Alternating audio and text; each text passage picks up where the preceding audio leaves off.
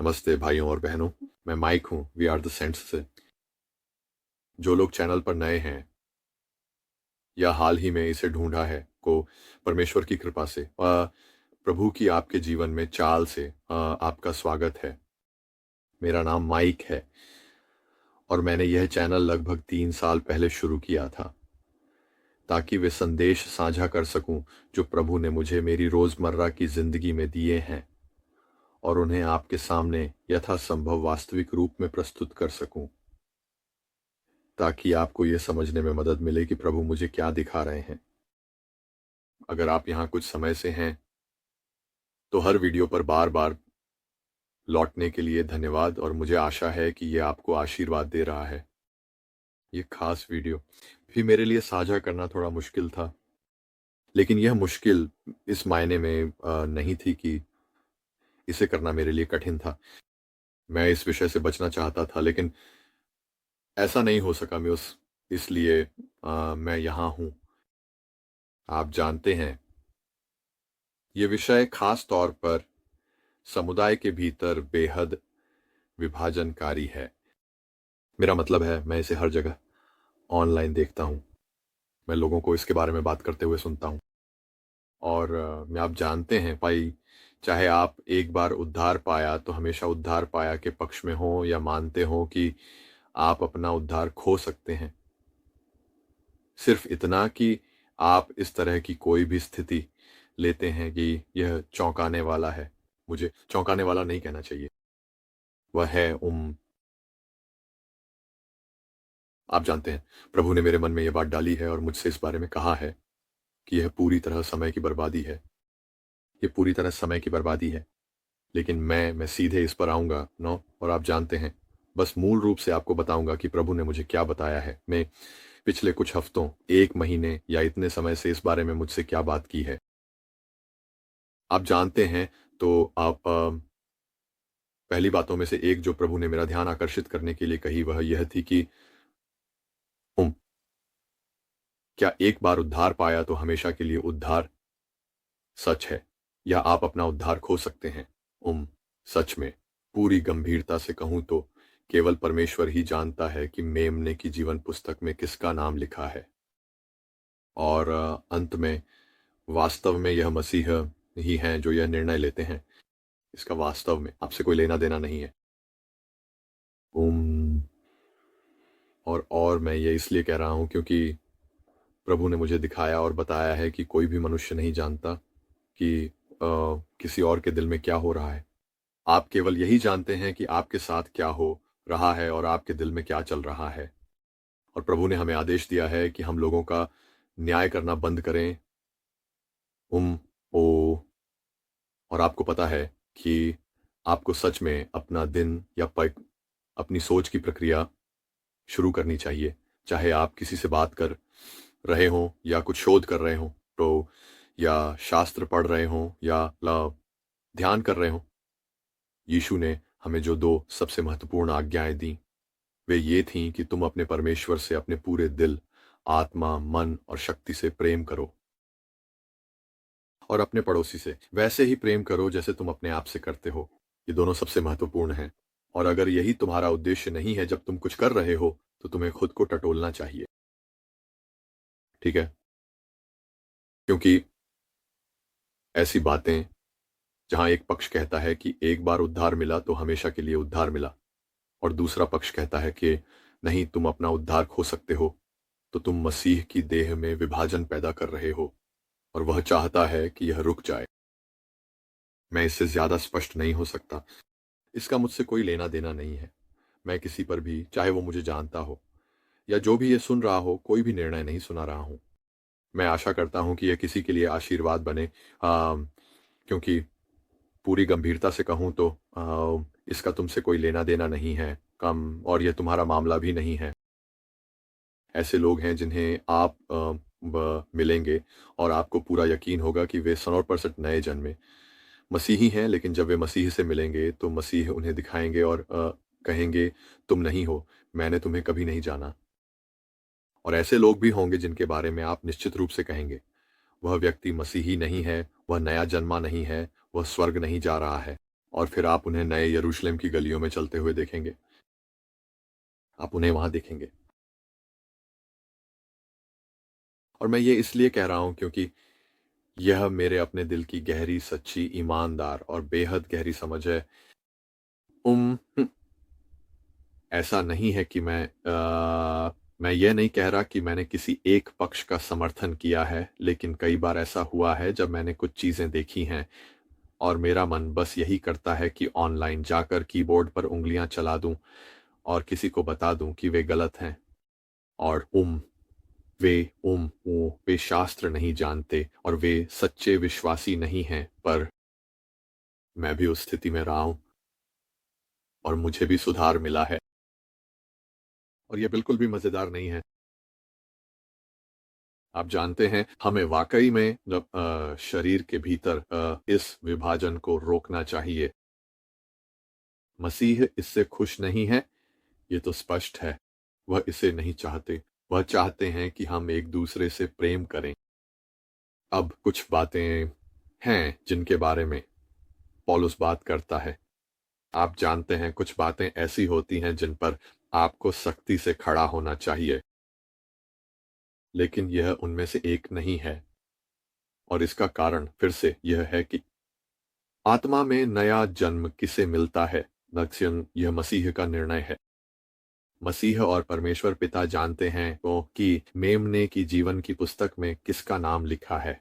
ये आपका मामला नहीं है। इससे आपका कोई लेना देना नहीं है, सिवाय इसके कि आप वही करें जो प्रभु आपसे करने के लिए कह रहे हैं, यानी आप उसकी सेवा करें। और अगर वह आपको किसी को सुसमाचार सुनाने का आदेश देता है तो आप वह करें।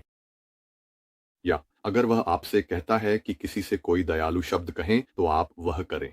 किसी को भाईचारा दिखाएं तो आप वह करें। उसके बाद यह परमेश्वर का काम है, यह मसीह का काम है। अगर आप खुद की पीठ थपथपाते रहें और कहें, देखो मैं कितना शानदार हूं, मैंने इस आदमी को मसीह के पास लाया और उस व्यक्ति को मसीह के पास लाया, वह व्यक्ति तो नरक की ओर जा रहा था और मैंने उसे वापस ले आया, तो आपने इनमें से कुछ भी नहीं किया। आप उस प्रक्रिया का हिस्सा थे, लेकिन आपने यह नहीं किया। यीशु ने यह किया और वह मुझसे कह रहे हैं कि मैं आपको बताऊं कि इस तरह सोचना बंद करें। अहंकार पतन से पहले आता है। सावधान रहें, बहुत सावधान रहें। तो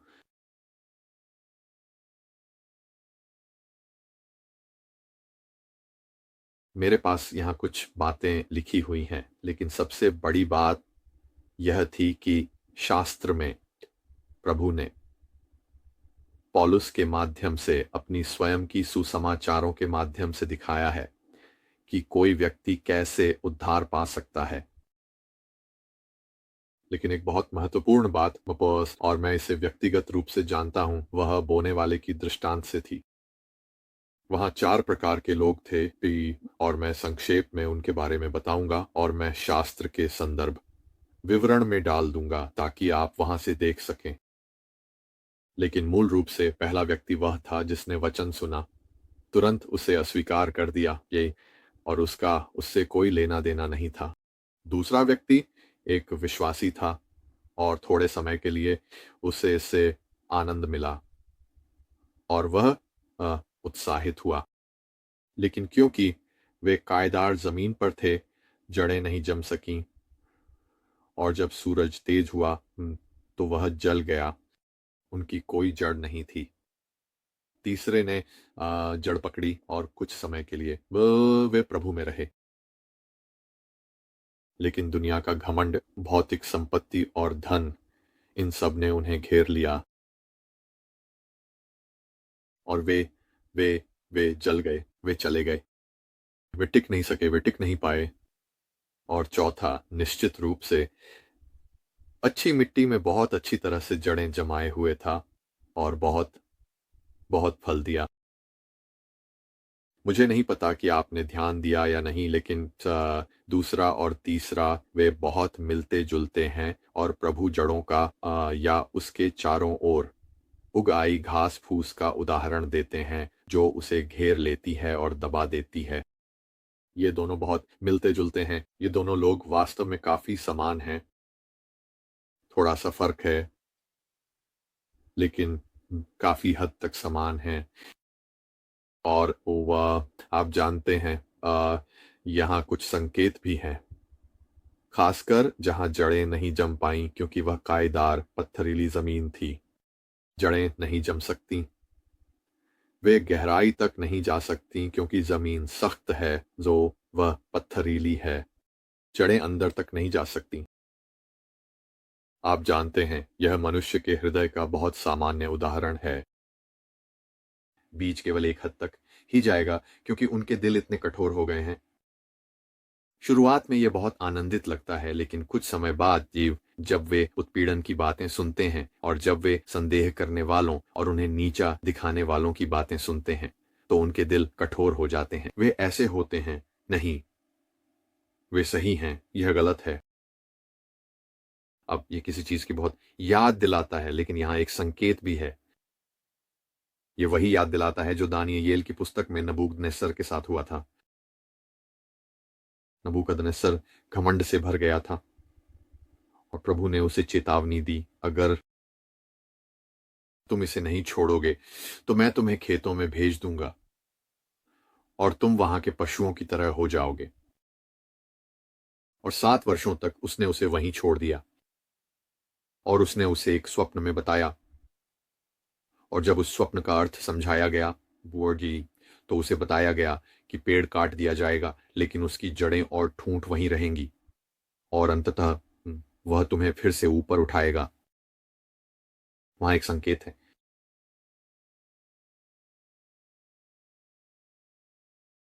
और निश्चित रूप से 7 वर्षों के बाद नबूकदनेस्सर फिर से सिंहासन पर लौट आया और उस समय उसने परमेश्वर का सम्मान किया।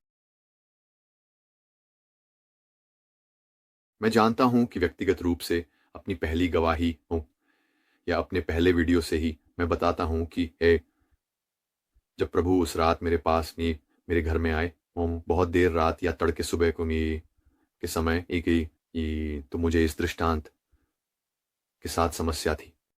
बोने वाले का दृष्टांत मेरे लिए एक बड़ी समस्या थी। यह एक ऐसी कहानी या दृष्टांत थी न जिसने वर्षों और वर्षों तक मेरे दिल को छू लिया था। मैं इसे कभी पूरी तरह समझ नहीं पाया। मैं इसकी महत्ता, वो और यह मुझसे कैसे जुड़ा है, यह नहीं समझ पाया। और वर्षों तक शत्रु ने मुझे इस बारे में धोखे में रखा था। लेकिन मैं आपको बता सकता हूं कि जब प्रभु ने मुझसे इस दृष्टांत के बारे में बात की मुझसे, और उन्होंने मुझे इसका अर्थ बताया, और वे इसके माध्यम से गए और उन्होंने मुझसे कहा, तुम कभी भी चौथे बीज नहीं थे, लेकिन अपनी जिंदगी में किसी न किसी समय तुम पहले, दूसरे या तीसरे बीज जरूर थे। और तभी मुझे अपनी गलती का एहसास हुआ। यही वह पल था जब सब कुछ मेरे लिए बदल गया, जब मुझे यह झटका और डर महसूस हुआ कि मैं अपनी जिंदगी कैसे जी रहा था, वही मेरे लिए काफी था।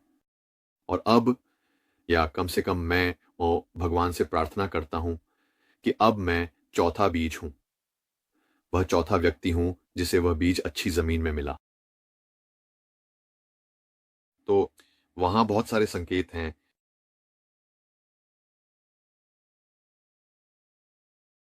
असल में यही सबसे महत्वपूर्ण बात है, यही सबसे जरूरी चीज है। लोगों को समझना, दयालु होना, न प्रेम पूर्ण होना। आपको ऐसे लोग मिलेंगे जो इन चारों या तीनों या चारों चरणों में से किसी भी चरण में होंगे, और आप उन्हें अपनी जिंदगी के कुछ खास मौकों पर मिलेंगे जब आप उनके साथ संपर्क में आएंगे। और प्रभु चाहते हैं कि आप उन्हें अपने भाई की तरह समझें, और वह चाहते हैं कि आप दयालु, प्रेमपूर्ण और विनम्र रहें, और वह चाहते हैं कि आप उन्हें परमेश्वर का प्रेम दिखाएं। वह चाहता है कि आप उसे और उसे मसीह का प्रेम दिखाएं, तो जैसा कि इस प्रेम ने आपके जीवन को प्रभावित किया है और अब आप अपना जीवन कैसे जीते हैं। यही सबसे महत्वपूर्ण है, न कि यह झगड़ा और यह विभाजन कि क्या यह सच है, क्या आप हमेशा के लिए उद्धार पाए रहते हैं या आप इसे खो सकते हैं। यह पूरी तरह से अप्रासंगिक है और यह आपका मामला भी नहीं है। आपको वही करना चाहिए जो प्रभु आपसे करने के लिए कह रहे हैं। आपको सुबह उठना चाहिए और जब प्रभु आपके मार्गदर्शन करें उन्हें तो आपको अपनी पूरी कोशिश करनी चाहिए। और प्रभु जानते हैं कि वो, क्योंकि दिन के अंत में वो सब कुछ दिल के बारे में है। आपके दिल में क्या है यक और क्या, यही तरीका है जिससे वो हमें देख रहे हैं। जब आप तय करते हैं कि आपको कीबोर्ड पर गुस्सा निकालना है और सच में किसी पर बरसना है तो यह चेतावनी है कि आपको रुकें। विभाजनकारी होना बंद करें। किसी के खिलाफ बाइबल का इस्तेमाल करना बंद करें। अगर आप किताब खोल रहे हैं सिर्फ इसलिए कि किसी को यह साबित कर सकें कि वे गलत हैं तो वह किताब बंद कर दें, क्योंकि आपके दिल में परमेश्वर का प्रेम नहीं है। इसे बंद कर दें। उस किताब को खोलने से पहले यह सुनिश्चित करें कि आपका दिल उसमें लगा है।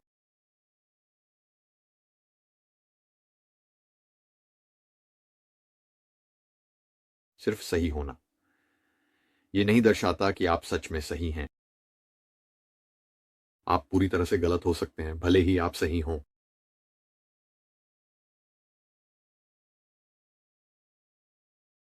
आप जानते हैं, प्रकाशित वाक्य की पुस्तक में जाकर और 7 कलीसियाओं को देखना भी एक संकेत होना चाहिए। आप जानते हैं, हर एक ईसाई संप्रदाय, चाहे वह कोई भी हो, सभी को लगता है कि वही सही है और वे सीधे स्वर्ग जा रहे हैं। जब रैप्चर आएगा तो वे सभी जाएंगे। अन्य लोग वे नहीं हैं, वे सही तरीके से नहीं कर रहे हैं या वे इसे सही तरीके से नहीं समझते। खैर, जो मैंने पढ़ा है उसके अनुसार केवल एक ही कलीसिया है बस, और शायद उनमें से एक और जो जा रही है और बाकी 5 या 6 वे नहीं जा रही हैं। तो यहाँ एक समस्या है। यहाँ एक समस्या है। फिलाडेल्फिया की कलीसिया, ये भाईचारे के प्रेम की कलीसिया, वह कहाँ से आती है? यह शास्त्र से आती है, क्योंकि वह पुरुषों और महिलाओं के दिलों का न्याय करेगा। आपके दिल में क्या है? आप हर दिन दिल से क्या कर रहे हैं? तो मैं आशा करता हूं कि यह सचमुच इस बहस को रोक देगा। मैं आशा करता हूं कि यह सचमुच लोगों को उन चीजों की चिंता करना बंद करवा देगा जो महत्वपूर्ण वो नहीं है। हमें लोगों को स्वर्ग के राज्य तक पहुंचाना है और हम यह सबको दोषी ठहराकर, खुद को कोसकर, उन लोगों के पीछे जाकर जो मसीह के शरीर में माने जाते हैं या ईसाई हैं, तरह तरह की दुश्मनी और विभाजन पैदा करके नहीं कर सकते। सच कहूं तो हमें खुद पर शर्म आनी चाहिए, वास्तव में पूरी ईमानदारी से। हम खुशकिस्मत हैं कि प्रभु इतने दयालु हैं।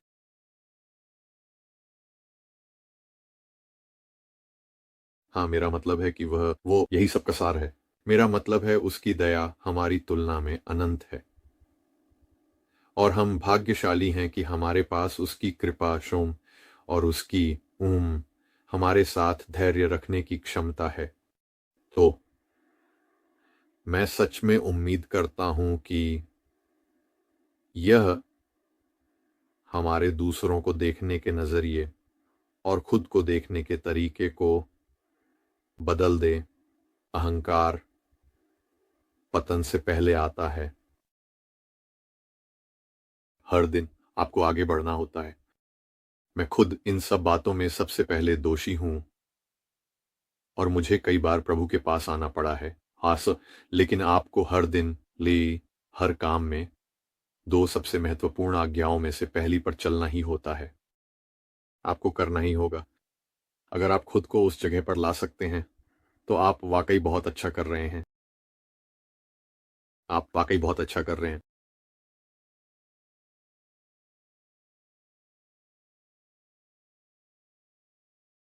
मुझे लगता है इतना ही मैं यहीं छोड़ने वाला हूं। उम्मीद है कि यह किसी के लिए आशीर्वाद बने। मुझे पता है कि मुझे इसे तैयार करने में और इस विभाजन और इस विषय की असल जड़ों तक पहुंचने में काफी मुश्किल हुई, लेकिन मैं सच में उम्मीद करता हूं कि यह हमारे सोचने के तरीके को बदल दे, ताकि हम स्वर्ग के राज्य पर ज्यादा ध्यान दें, आके न कि खुद पर। और अगर आपके कोई सुझाव या टिप्पणियां हैं तो कृपया मैं अपना ईमेल विवरण में छोड़ दूंगा। आप मुझे ईमेल कर सकते हैं। मुझे उम्मीद है कि यह आपके लिए उपयोगी रहा होगा। माफ कीजिए अगर ऐसा लगा कि इसमें थोड़ा नकारात्मक स्वर था, कि लेकिन सच कहूं तो आप जानते हैं, प्रभु हमसे इतना प्रेम करते हैं कि वे बेहद धैर्यवान और दयालु हैं। लेकिन हमेशा एक समय आता है जब सुधार की आवश्यकता होती है।